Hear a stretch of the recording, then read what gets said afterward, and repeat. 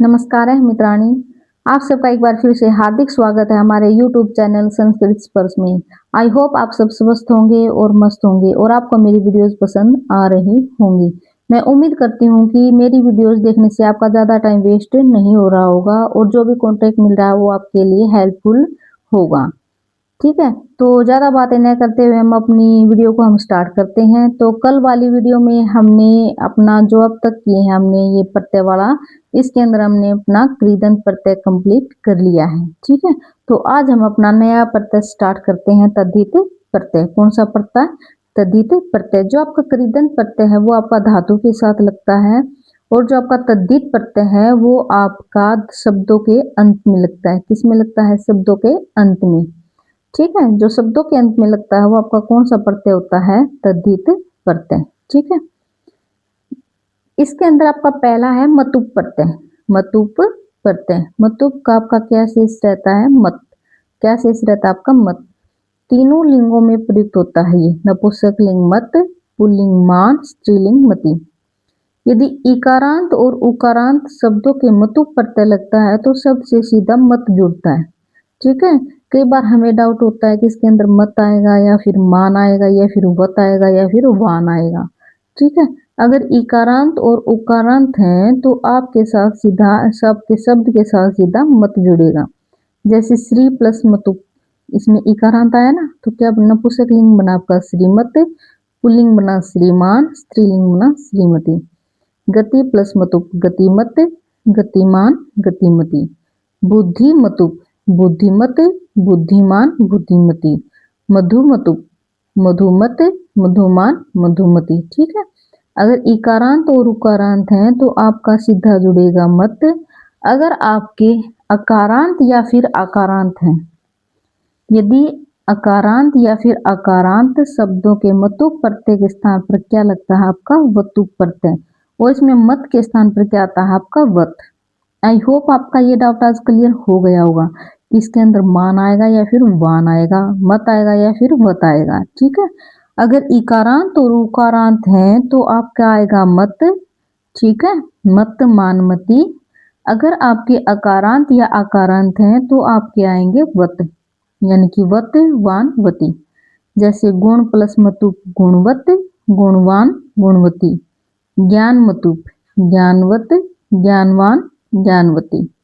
रस मतुप रसवत, रसवान, रसवती। ठीक है, विद्या मतुप विद्यावत, विद्यावान, विद्यावती। यहाँ पे फिर वत लगा दिया इन्होंने तो यहाँ पे आएगा विद्यावान। ठीक है, नेक्स्ट है आपका अगर वर्णवाचक या रंगवाचक शब्द हो।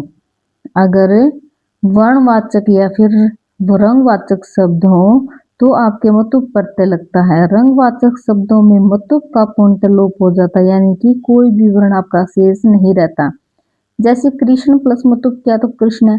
एग्जाम में आपसे पूछ लिया जाए कि कृष्ण में कौन सा प्रत्यय है, कृष्ण में कौन सा प्रत्यय है, तो आप कौन सा लगाओगे? आप मतुप प्रत्यय। शुक्ल में कौन सा प्रत्यय है? आप लगाओगे मतुप प्रत्यय। श्वेता में कौन सा प्रत्यय है? आप लगाओगे मतुप प्रत्यय। अगर वर्णवाचक या रंगवाचक हो तो आपका मतुप प्रत्यय लगता है, लेकिन इसका कुछ भी शेष नहीं बचता। ठीक है, कृष्ण का कृष्ण का कृष्ण है, शुक्ल का शुक्ल है, श्वेत का श्वेत है, श्वेता श्वेतम। ठीक है, क्लियर। नेक्स्ट है आपका त्रप प्रत्यय। त्रप प्रत्यय का आपका क्या शेष बचता है? तर। क्या शेष बचता है आपका? तर। यह प्रत्यय विशेषण शब्दों के लगता है। त्रप प्रत्यय किन शब्दों के साथ लगता है? आपका विशेषण शब्दों के साथ लगता है। यह प्रत्यय विभक्त अर्थ में प्रयुक्त होता है, अर्थात दो में से एक का चयन करना हो तो क्या लगेगा? आपका त्रप प्रत्यय।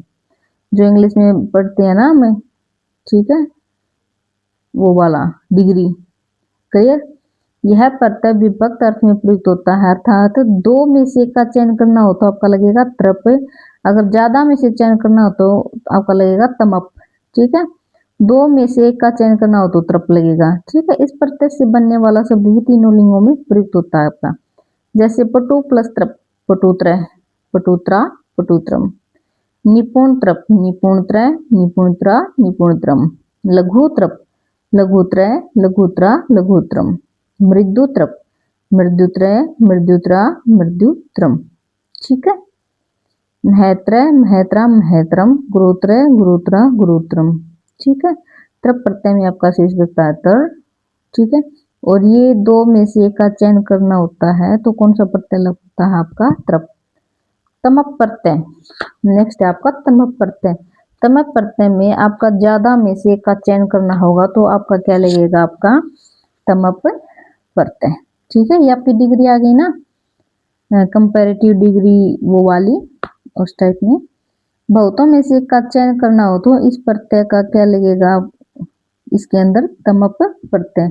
यह प्रत्यय भी विशेषण शब्दों के लगता है, यह प्रत्यय भी विशेषण शब्दों के लगता है। कौन सा प्रत्यय, तमप प्रत्यय।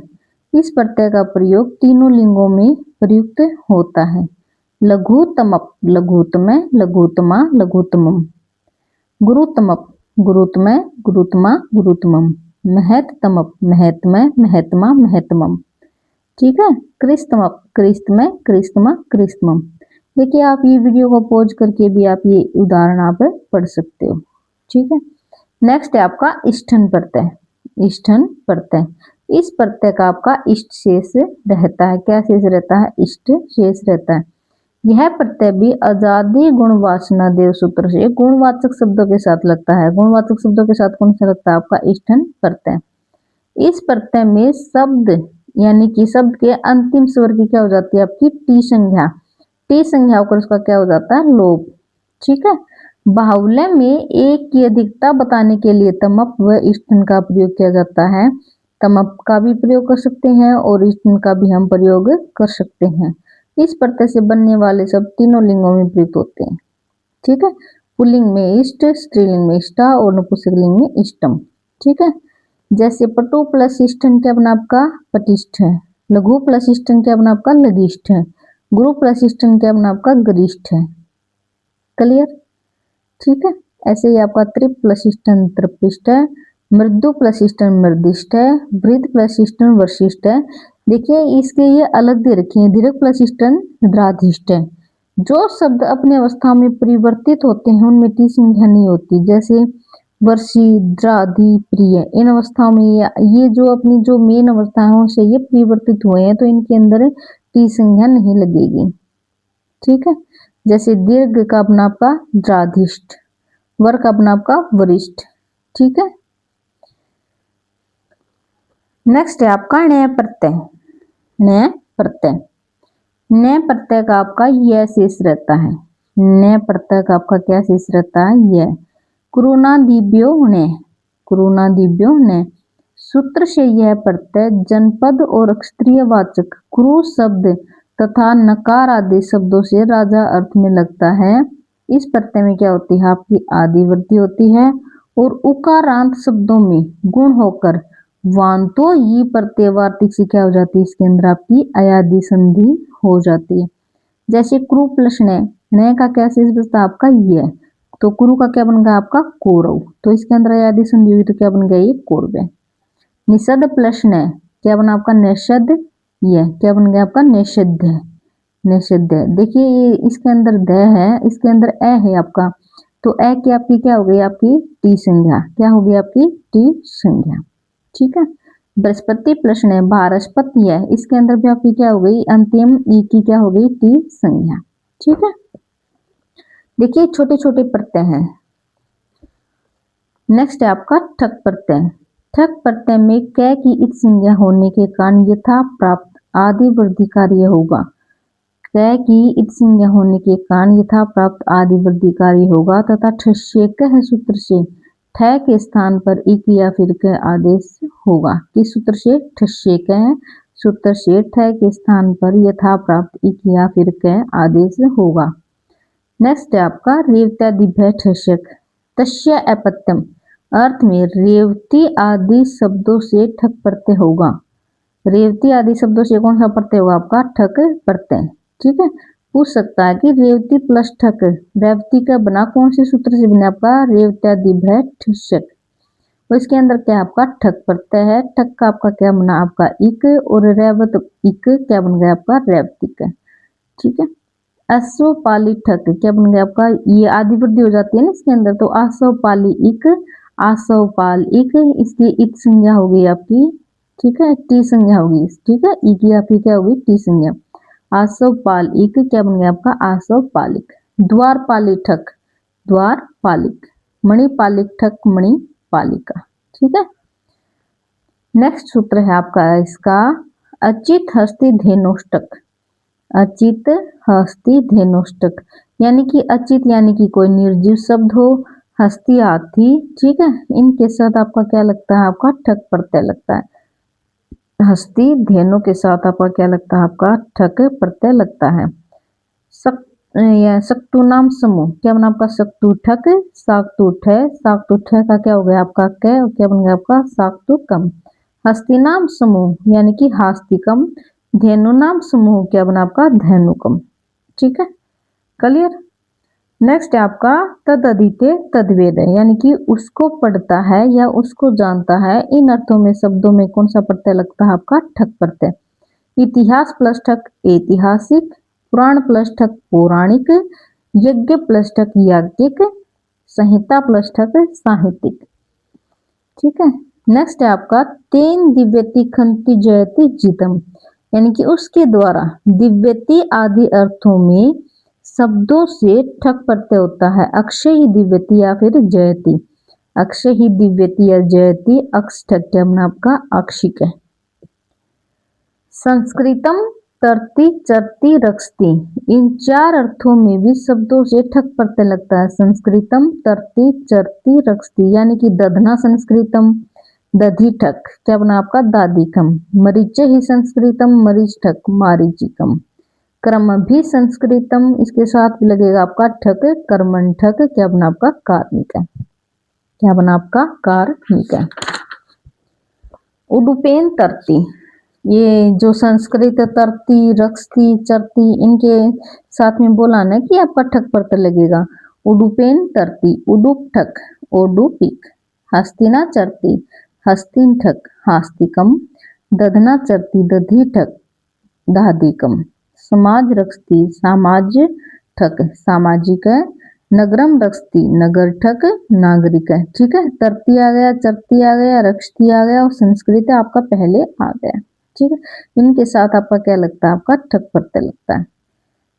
शब्द दरदूरम करोति, यानी कि शब्दम करोति और दरदूरम करोति अर्थों में भी आपका क्या लगता है, आपका ठक प्रत्यय लगता है। शब्दम करोति शब्द ठक शाब्दिक है। दरदूरम करोति दरदूर प्लस ठक क्या बना आपका दारदूरिक है। धर्म चरती, इस अर्थ में भी आपका ठक प्रत्यय लगता है। धर्म चरती, धर्म ठक धार्मिक है। अधर्म चरती, अधर्म ठक अधार्मिक है। नेक्स्ट है आपका परहरणम, परहरणम एतत् परहरणम अश्य, इस अर्थ में भी शब्दों के क्या लगता है, आपका ठक प्रत्यय लगता है। यानी कि असी परहरणम अश्य, असी ठक क्या बना आपका आशिक है। चक्रम परहरणम यस्य, चक्र ठक क्या बना आपका चाक्रिक है। दंड परहरणम अश्य क्या बना आपका दांडिक है। धनु परहरणम अश्य क्या बना आपका धानुष्क है। ठीक है, अपत्यम का क्या अर्थ क्या होता है आपका, अपत्यम का अर्थ होता है आपकी दूसरी पीढ़ी, यानी कि आपके पुत्र या फिर पुत्री आदि। ठीक है, अपत्यम होता है आपका दूसरी पीढ़ी और गोत्रापत्यम होता है आपका तीसरी पीढ़ी। गोत्रापत्यम का क्या मतलब होता है, आपकी तीसरी पीढ़ी, यानी कि जो आपके पुत्र पोत्र के भी आपके पुत्र पुत्र, यानी कि आपके पोता पोती दोहता दोहती, ठीक है, ये होते हैं आपके गोत्रापत्यम। और युवापत्यम आपके क्या होते हैं, आपके जो चौथी पीढ़ी होती है। वंश में पिता इत्यादि के जीवित रहते स्थित चतुर्थ पीढ़ी को क्या कहा जाता है, युवापत्य कहा जाता है, यानी कि परदादा दादा पिताजी और स्वयं। ठीक है, ये आपके क्या हो गए, आपके युवापत्य, या फिर ये भी हो सकता है कि दादा पिताजी स्वयं और आपका पुत्र हो। ठीक है, अपत्यम होता है आपकी दूसरी पीढ़ी, गोत्रापत्यम होता है आपकी तीसरी पीढ़ी, युवापत्यम होता है आपकी चौथी पीढ़ी। ठीक है, तो हम अपनी आज की वीडियो को हम यहीं पे समाप्त करते हैं। तो कल हम करेंगे अपना ठन प्रत्यय। देखिए मेरी वीडियोस भले ही छोटी छोटी हो पर आपके लिए इम्पोर्टेंट है, क्योंकि हमारी वीडियोस में कुछ ज़्यादा बकवास तो होती नहीं हम अपनी बातों पे ज़्यादा ध्यान देते हैं, हम बात मतलब अन्य बातें करने के लिए। ठीक है, सिर्फ और सिर्फ पढ़ाई, सिर्फ और सिर्फ आपका जो एग्जाम में आना है वो कॉन्टेंट। ठीक है, ठीक है, देखिए ये जो हावर है ये मुझे भी चाहिए, लेकिन ये आपके से ज़्यादा इम्पोर्टेंट नहीं है, क्योंकि ज़्यादा बकवास करने से तो हावर बढ़ ही जाएँगे, लेकिन आप पीछे रह जाओगे। ठीक है? तो फिर मिलते हैं कल अपने एक नेक्स्ट पत्ते के साथ, आपका ठन पत्ते। अगर आपको लगता है कि मेरी वीडियोज़ आपके लिए हेल्पफुल हैं और आपको टाइम वेस्ट होने से बचाते हैं आपका, तो प्लीज़ मेरे चैनल को लाइक, शेयर और सब्सक्राइब ज़रूर कर देना। ठीक है, फिर कल फिर मिलते हैं, तब तक के लिए अपना ध्यान रखना। धन्यवाद।